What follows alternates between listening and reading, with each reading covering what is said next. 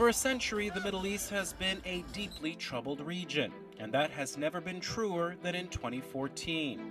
A group of extremists established a caliphate called the Islamic State in parts of Iraq and Syria, and in doing so, it showed the world how brutal and uncivilized it can be. Iraq is still in a turf war with Islamic State militants, and over 1 million Syrians have left their homeland amid a bloody war that has raged for years with no end in sight. Reviewing the incubation of IS, the West could be held accountable for the renewed surge of terrorism in the Middle East. Over the years, Western economic and security interests in the area reigned above all else. When U.S. President Barack Obama withdrew all U.S. forces from Iraq to honor his campaign promise, he left a mess behind.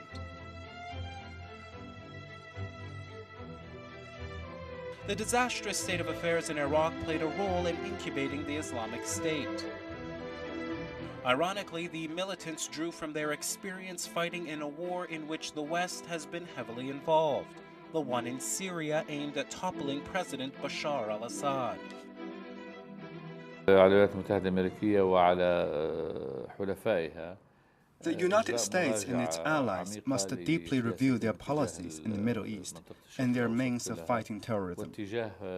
This needs to be done soon, otherwise things in the Middle East will worsen. كلما تضخمت وازدادت الأضرار الناشئة عن السياسة الحالية المتبعة. It's high time for the international community to say loudly and clearly, no more to the West's military interventionism. Western powers should also clean up the messes of their own making. It's the only way to heal the wounds of those nations torn apart by war.